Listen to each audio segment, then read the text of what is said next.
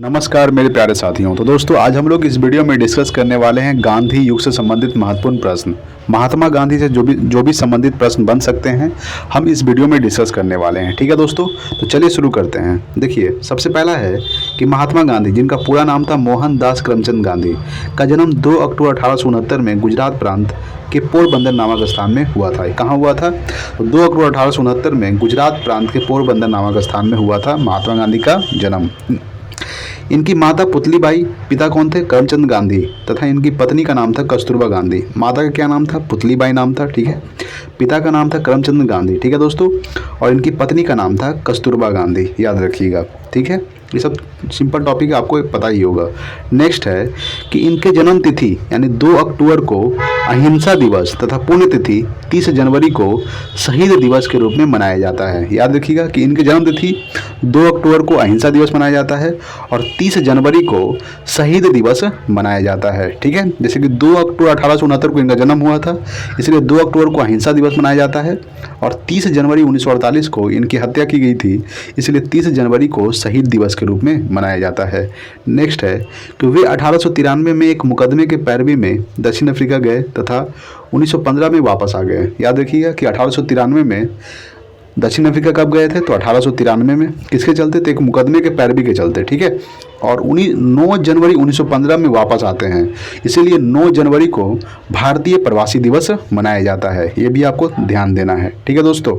Next है कि Gandhi ji Leo Tolstoy से प्रभावित थे। ये भी आपको ध्यान देना है कि गांधी जी जो थे ये लियो टॉल्स्टॉय से प्रभावित थे। यानी कि गांधी जी के राजनीतिक गुरु कौन थे? तो गोपाल कृष्ण गोखले थे। याद रखिएगा दोस्तों कि गांधी जी के राजनीतिक गुरु कौन थे? गोपाल कृष्ण गोखले।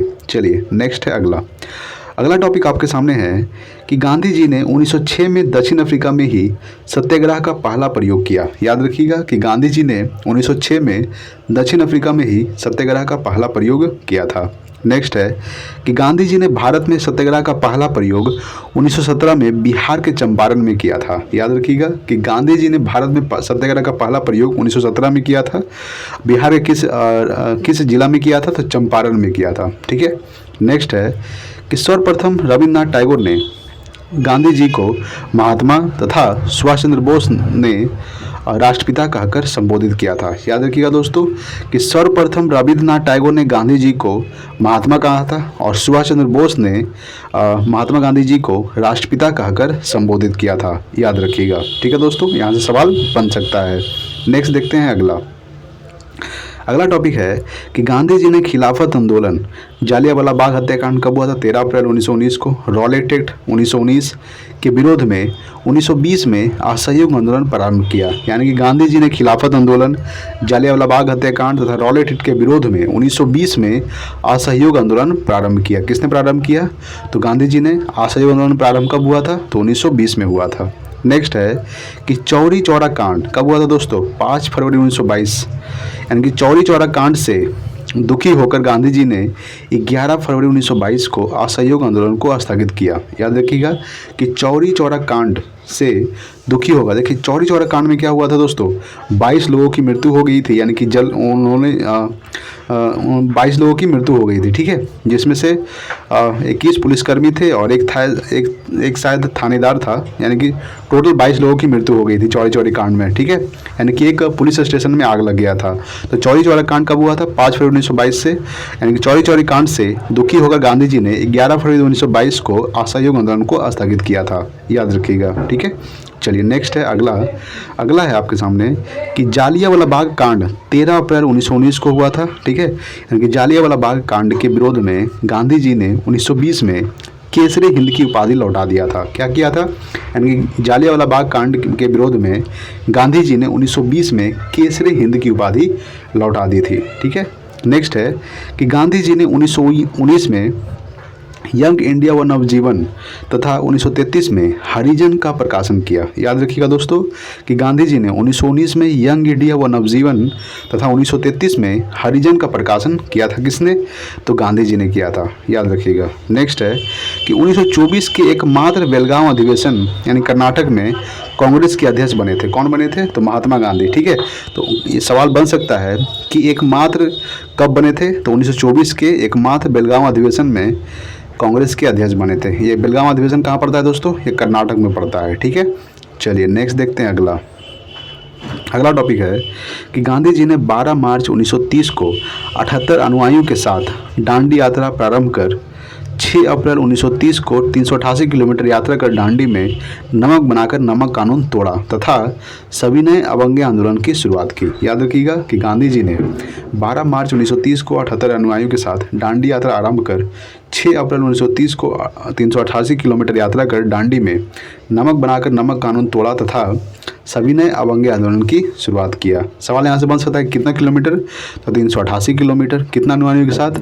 तो 78 अनुयायियों के साथ। ठीक है, कब प्रारंभ हुआ था? 12 मार्च 1930 को, याद रखिएगा। ठीक है, चलिए नेक्स्ट देखते हैं। अगला है आपके सामने। नेक्स्ट है कि 7 अप्रैल 1934 को गांधी जी ने सविनय अवज्ञा आंदोलन को समाप्त कर दिया था। याद रखिएगा कि 7 अप्रैल 1934 को गांधी जी ने सविनय अवज्ञा आंदोलन को समाप्त कर दिया था। नेक्स्ट है कि 1916 ईस्वी में गांधी जी ने अहमदाबाद के निकट साबरमती आश्रम की स्थापना की थी। सवाल यहाँ से बन सकता है कि गांधी जी ने साबरमती आश्रम का स्थापना कहाँ किए थे? तो अहमदाबाद में किए थे। कब किए थे? तो 1916 ईस्वी में किए थे। ठीक है, नेक्स्ट है कि गांधी इरविन समझौता 5 मार्च 1931 को हुआ था। कब हुआ था? गांधी इरविन समझौता जो ये 5 मार्च 1931 को हुआ था। नेक्स्ट है कि 1942 में प्रस्तुत क्रिप्स प्रस्ताव को गांधी जी ने पोस्ट डेटेड चेक कहा। क्या कहा? Post dated cheque. यानी कि 1942 में प्रस्तुत क्रिप्स प्रस्ताव को गांधी जी ने पोस्ट डेटेड चेक कहा। चलिए नेक्स्ट है। अगला है आपके सामने कि 8 अगस्त 1942 को प्रारंभ भारत छोड़ो आंदोलन के दौरान ही गांधी जी ने करो या मरो का नारा दिया था। याद रखिएगा दोस्तों कि 8 अगस्त 1942 को क्या प्रारंभ हुआ था? तो भारत छोड़ो आंदोलन प्रारंभ हुआ था। सवाल बन सकता है कि भारत छोड़ो आंदोलन प्रारंभ कब हुआ था? 8 अगस्त 1942 को, और इसी आंदोलन के दौरान गांधी जी ने करो या मरो का नारा दिया था। ठीक है, नेक्स्ट है कि 1931 में लंदन में हुए द्वितीय गोलमेज सम्मेलन में गांधी जी ने कांग्रेस का नेतृत्व किया था। याद रखिए दोस्तों कि 1931 में लंदन में हुए द्वितीय गोलमेज सम्मेलन में गांधी जी ने कांग्रेस का नेतृत्व किया था। देखिए 3 गोलमेज सम्मेलन हुआ था। प्रथम गोलमेज सम्मेलन 1930 में हुआ था, द्वितीय गोलमेज सम्मेलन 1931 में, और तृतीय गोलमेज सम्मेलन 1932 में हुआ था। तो 1931 में लंदन में हुए द्वितीय गोलमेज सम्मेलन में गांधी जी ने कांग्रेस का नेतृत्व किया था। ठीक है, चलिए नेक्स्ट है। अगला देखिए, नेक्स्ट है कि गांधी जी की हत्या 30 जनवरी 1948 को नाथूराम गोडसे ने प्रार्थना के समय किया। इसलिए 30 जनवरी को क्या मनाया जाता है? तो शहीद दिवस मनाया जाता है। याद रखिएगा कि गांधी जी की हत्या 30 जनवरी 1948 को नाथूराम गोडसे ने प्रार्थना के समय किया। इसलिए 30 जनवरी को क्या मनाया जाता है दोस्तों? तो शहीद दिवस मनाया जाता है। ठीक है, नेक्स्ट है कि गांधी जी का समाधि स्थल राजघाट कहलाता है। क्या कहलाता है? राजघाट कहलाता है गांधी जी का समाधि स्थल।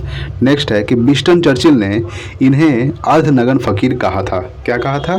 अर्धनग्न फकीर कहा था विंस्टन चर्चिल ने। ठीक है दोस्तों, अगर वीडियो अच्छा लगा हो तो प्लीज़ लाइक कीजिएगा, शेयर कीजिए अपने दोस्तों के पास, और चैनल पर नए तो प्लीज़ सब्सक्राइब कीजिए। Thanks for watching. जय हिंद, वंदे मातरम।